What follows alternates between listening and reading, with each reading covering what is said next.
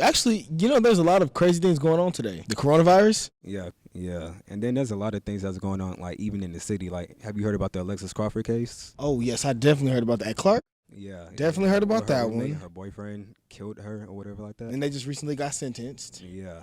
Wow. And it's crazy because there's like a lot of sex trafficking and stuff that's going on. So people thought that it was one of those cases. The sex trafficking is really what gets me because it's like they're not just taking girls, they're taking guys too. And it's not just like one girl, it could be two. Or like you could be walking to your car at night and they'll just stab you with some kind of drug. And then you wake up and... Do you feel like social media is blowing it up more than it is? Because sex trafficking has always been going on. But now, like recently in the media, that's always... No, they need to blow it up more because it's not... people don't know. People are still not aware of what's going on, or they're not aware how easy it is to get taken. Like, it's literally a movie. Yeah, especially as like a young adult too. We have to be careful because we take Ubers by ourselves. And that can be very dangerous at nighttime, Me and LG fall asleep in Uber rides all the time, and we should not be doing that. We shouldn't, so don't do that. Like, somebody has to stay up, and you end up falling asleep first, and then I end up falling asleep because... We fall asleep. I'm just saying, it's not safe to fall asleep in Ubers because you never know where you're going, and you can't pay attention to where you're going, which is another thing. A lot of people spend so much time on their phones, they're not paying attention to their surroundings or what's going on. Yeah, it's crazy. It was wild because she actually got killed, like I said, by her roommate and her boyfriend. And apparently she put out a police report before that on the boyfriend. That's crazy. You know what I'm tired of, LG? What? Adulting. Me too. It's ghetto. So ghetto. It's ghetto. Like, I can barely eat.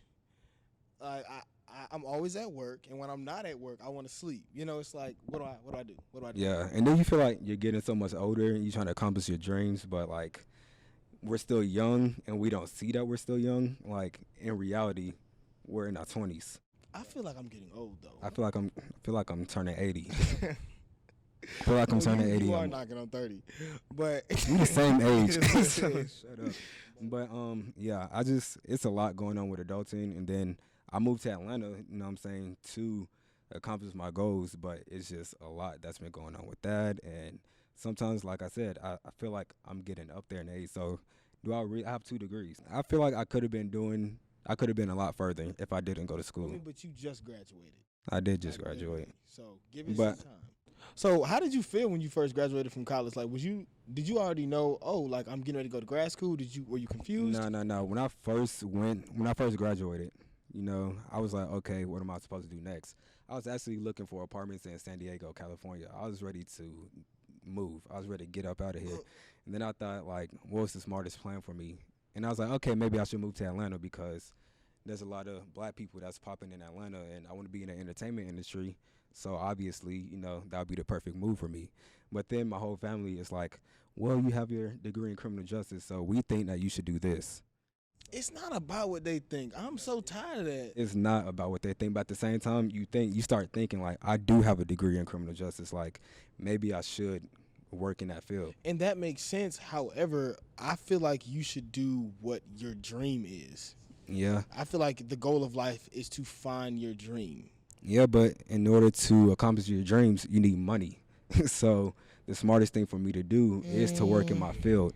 I mean, we could be broke out here. We are broke, but we're here. You know what I'm saying? This is something along the lines of what we want to do. Yeah, that's true. I mean, that's true. I wouldn't say that you have to have a lot of money, but as long as you can believe, I feel like. But the people influencing your decisions, like that's a no for me. But it's kind of hard because I went to grad school.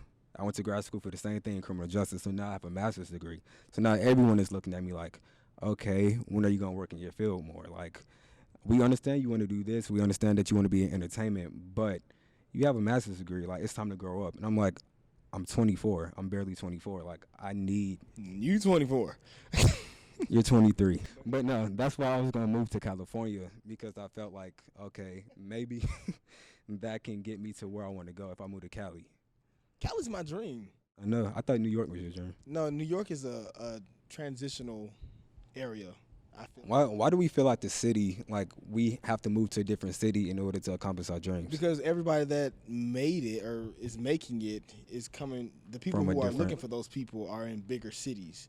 Now, people sometimes it's rare that you hear from someone being discovered out of Fort Lauderdale or That is true. That is true. Kansas. But we could be the person from our city that makes it. True.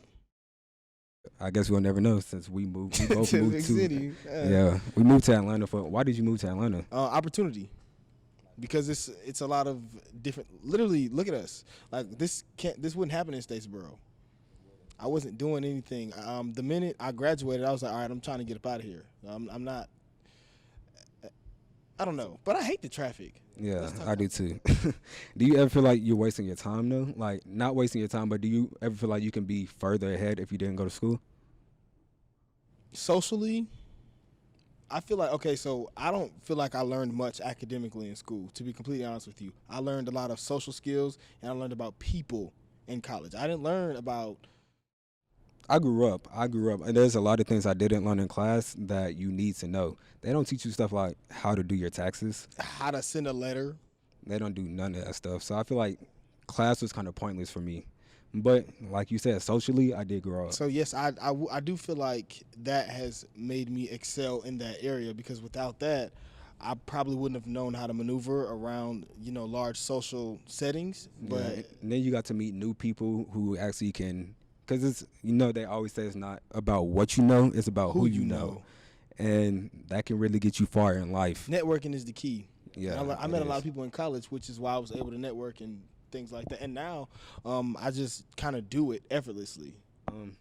So what's some tips like would you give for adulthood, like to how to survive out here?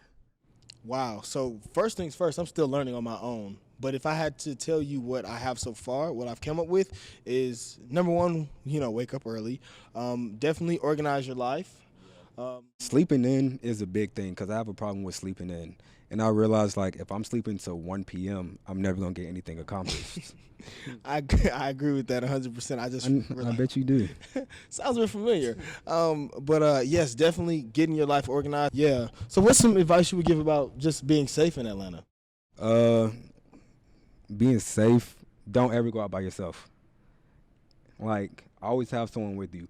And if you are by yourself, especially as, like, a female, pepper spray. Or, they have those little things, like, it's nice, but they don't necessarily look like nice. Or the alarms that go off when they separate on your keys. And my parents always told me, like, talk on the phone. Like, if you're by yourself and you're walking at nighttime, just try to stay on the phone with somebody, because if someone sees that might stray them away from coming towards you. My dad always said, sorry to interrupt you. My dad always said, people usually target people who look like they're not paying attention. So if you just simply look like you're aware of your surroundings, it'll be less likely for you to happen.